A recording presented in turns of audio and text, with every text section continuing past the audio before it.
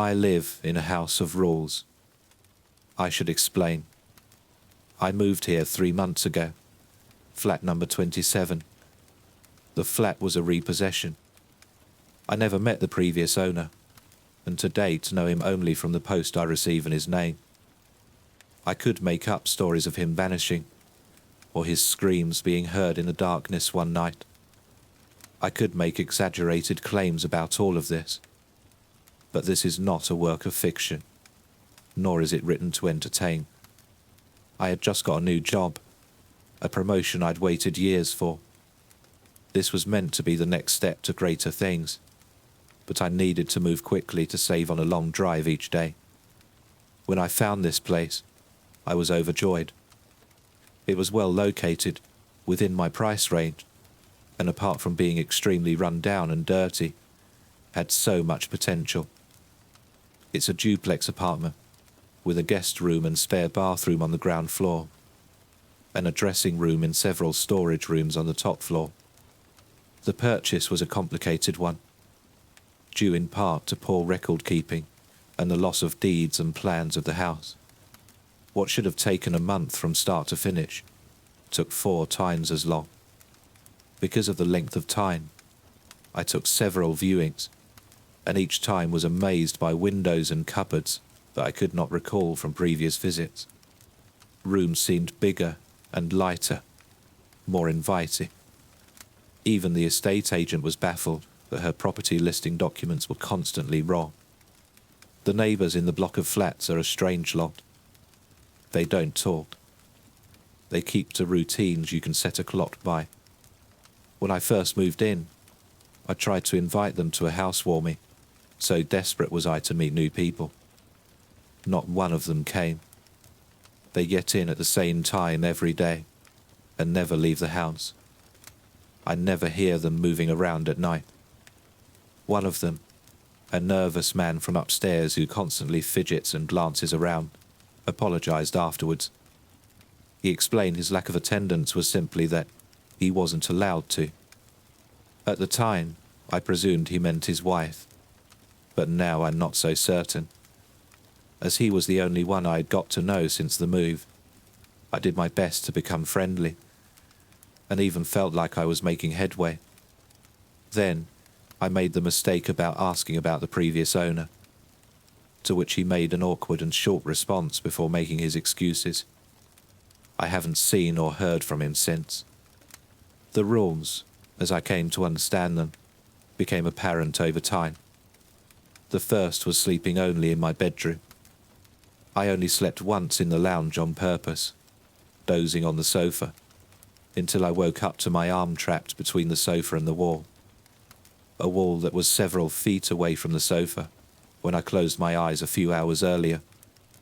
I was overcome with a feeling, a very familiar feeling, that I was somewhere I shouldn't be. This feeling wouldn't leave me until I hurriedly stumbled up to my bed, where I only felt truly safe when I hid under the blankets, like a scared child. I only fell asleep once more in the lounge after that, by accident. I was woken once again with a feeling that I should leave, that it would be unsafe to stay, and that I should not be there. This time, however, a sweater I'd left across the room on a radiator was tied around my neck and pulled tightly enough to leave a striking mark on my throat. The rule of sleeping only in my bedroom stands alongside others, countless others. I learned that I should clean up my dishes immediately when I stepped out of the kitchen after depositing my plate and sat down on a safety pin that was jutting out of the back of the sofa. I learned not to take 2 long showers when the water suddenly turned scalding hot and remained so, no matter how much I desperately tried to turn it off. And then it was inexplicably normal temperature when I tried it moments after. I learned that I must vacuum and keep the place tidy, that I must not waste electricity, and that no matter what noises I hear at night, I should never, ever explore. Another rule is guests are not welcome. The last time I had a guest, it was a friend who invited themselves by making arguments to come and see me until I relented. How could I not? Despite my concerns that I could not air down for the weekend, I spent the entire time terrified for their safety, and pretty much drove them away with my strange behaviour accordingly. But there were no events. Such things made me bold, and I began to relax. I stayed awake until late, played music at night, and did whatever I wanted, even going so far as feeling like I'd triumph, as the house remained meekly quiet. It was almost immediately after they left, but I first noticed the headache and nausea, which got worse and worse as the gas leak continued. I only just made it out before I succumbed. I have so many things I could tell you, example after example. I don't know where to begin. I need you to look past your skepticism and see that this is real, that this is more than coincidence. This is more than just child play haunting. I am not being haunted. I am being ruled. The rules are only a part of it. They are the part I play. The rest is done without me. And not only that, but done around me. The walls shift. Doors open some days, but won't the next. The number of windows in my bedroom increased one by one over consecutive nights, and then there was only one again. There's a cupboard at the top of my stairs that changes in sizes quite regularly. One of the most terrifying experiences of my life was when I opened it and saw it went back several meters more than I remembered. When I walked in, somehow the door shut behind me, and I groped in the dark, silently reaching out for a wall I knew must be there, yet my fingers touched only air. I don't know how long I fumbled in the dark, but it was only as my panic attack rose that my shaking fingers found the wooden door. Have you ever woken up in a room with a chair sitting at the end of your bed? A chair that came from the dining room that's down a flight of stairs and along a hallway? Have you ever walked into a room and seen a storage cupboard that wasn't there before? Have you ever observed more stairs on a staircase as you go down than there was when you went up? Have you ever entered a room looking for something, and then when you gave up and left, realized an hour and a half had passed? I've lived all of these things. And were I a better, more scientific man, I would have kept a running log of all of it. I would have found proof. Proof I need to show the world I'm not crazy. That this is real. That this is a nightmare I am living. 5 hours have passed since I sat down to write this. And when once I hoped to prepare some lunch, and hoped there are no drawing pins in my bread, like last week when I realized I hadn't vacuumed. It's getting dark. I now live a life of routine just like my neighbours. I just turned off the music. No loud noises after dark is one of the rules. It's the one I hate the most because it makes me feel so alone. Lights left on in rooms that are empty, or too many in one room, are prone to fusing, or even shattering without warning. So I currently only have the glare of the screen, the television, and a lamp. Soon I'll be going to bed. The doors that shut behind me as I head up to bed lock behind me. And I'll wake up in a room with windows wherever they please, and doors that may or may not open to cupboards that can be as small or as big as each variation allows. The television in the room I'm in has a satellite connection, and with it countless channels. Right now, all are a fuzz of static, except for National Geographic.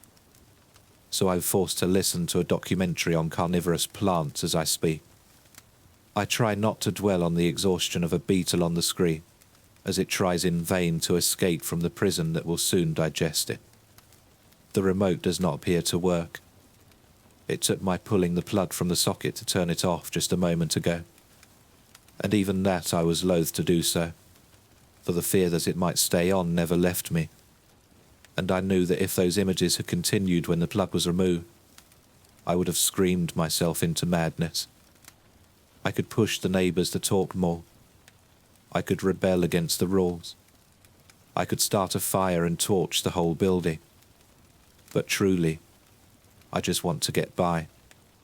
I get the feeling that up until now, I've simply been coached, like a dog, to do what's required of me.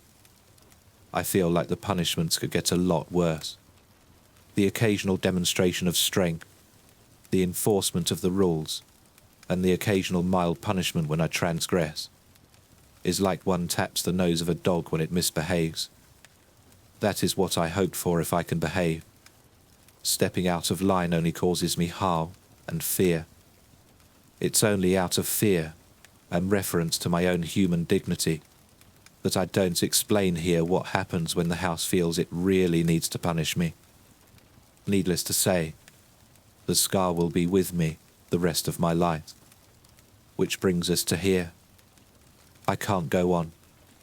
I took the decision to say this with the remaining fight I still have left in me, to at least ask for help. I can't do it over the phone. I can't write a letter.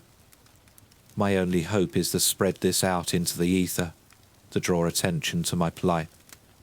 All I can hope is that someone sees enough to spot my cry for help, that they find a way to contact me, where I can get the lifeline I need to escape. I can't ask directly. It's too risky. Besides, any form of open rebellion has been snuffed out of me, with pain, suffering, and terror. I fear for my safety, for my punishment for breaking the rules. I'm surprised it's even being allowed to get this far. In over 1,000 words I've spoken, there hasn't been a power cut or computer error that's lost everything. Perhaps there's still hope. But the truth is, I'm scared.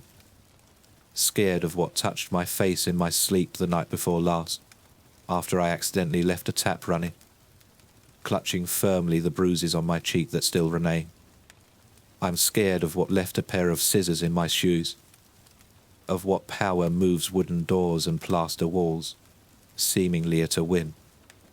Most of all, I'm scared that by saying this, I may wake up in a tiny room with no doors or windows, a room that grows smaller every time I blink.